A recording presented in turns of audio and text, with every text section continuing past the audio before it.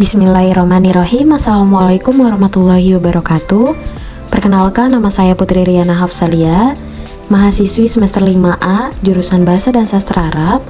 Di sini saya akan menjelaskan rangkuman materi dari psikolinguistik untuk ujian tengah semester.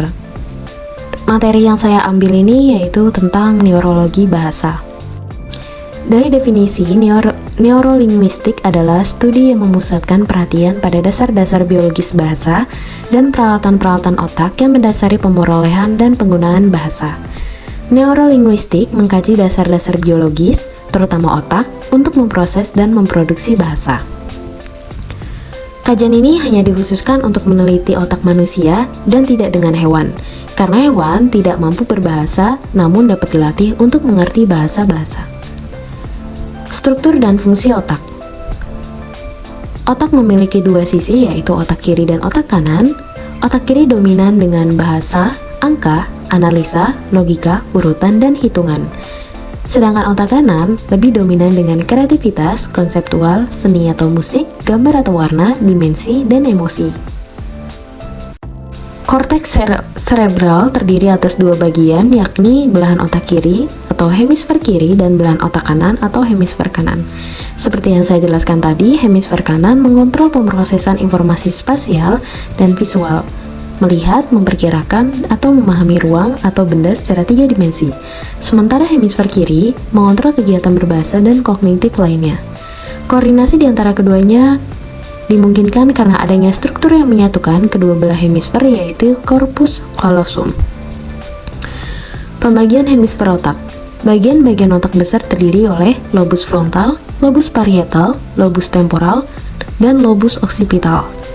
Lobus frontal berperan sebagai pusat fungsi intelektual yang lebih tinggi, seperti kemampuan berpikir, abstrak dan nalar bicara. Area broca di hemisfer kiri, pusat penghidu dan emosi, sedangkan lobus parietal merupakan daerah pusat kesadaran sensorik di gyrus postcentralis atau area sensorik primer untuk rasa, raba, dan pendengaran. Lobus yang selanjutnya yaitu lobus temporal berfungsi untuk mengatur daya ingat verbal, visual, pendengaran, dan berperan dalam pembentukan dan perkembangan emosi. Lalu lobus yang terakhir yaitu lobus occipital berfungsi untuk pusat penglihatan dan area asosiasi penglihatan. Pusat bahasa yang berada pada otak kiri. Broca's area, pusat ujaran, dan angular gyrus, Wernicke's area untuk memahami ujaran. Teori fungsi kebahasan otak. Ahli bedak otak, Broca menemukan keretakan saraf otak di bagian belakang lobus depan kiri atau left frontal lobe pada otak pasien yang tidak dapat berbicara tetapi memahami ucapan orang lain. Lalu pada teori neurolinguistik Wernicke, kerusakan pada busur fasciculus membuat pasien tidak dapat mengulangi ujaran-ujaran yang didengarnya. Bukti-bukti literasi, teori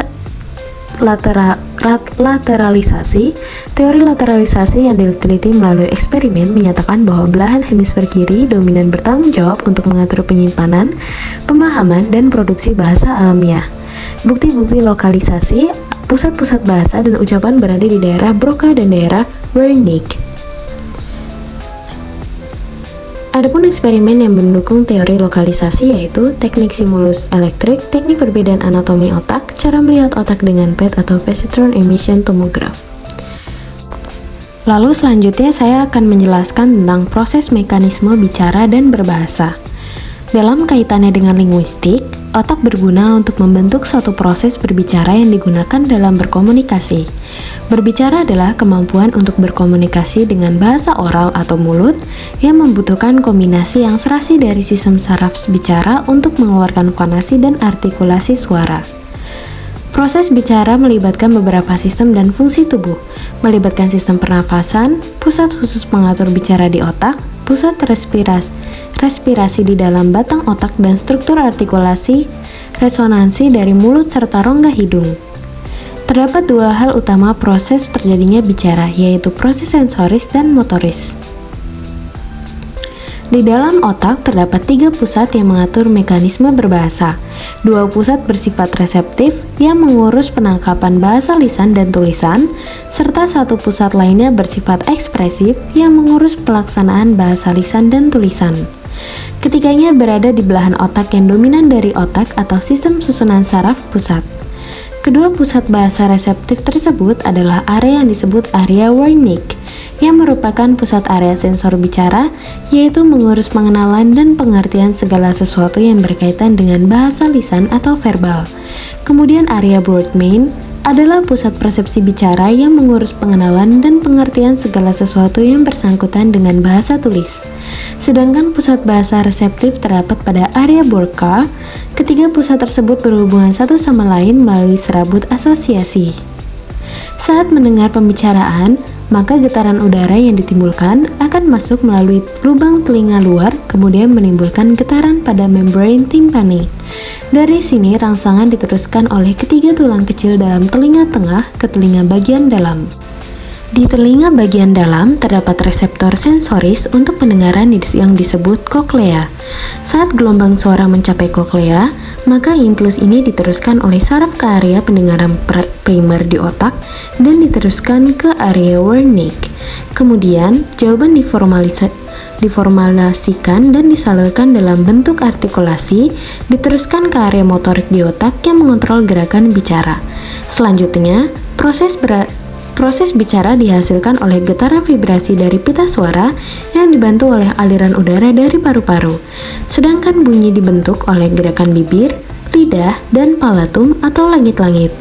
Jadi, untuk proses bicara diperlukan koordinasi sistem saraf motoris dan sensoris di mana organ pendengaran dan organ ucap menjadi suatu fungsi yang penting. Mungkin cukup sekian penjelasan dari saya, kurang lebihnya mohon maaf. Wabillahi taufiq wal hidayah, waridho wa inayah, syukron, wassalamualaikum warahmatullahi wabarakatuh.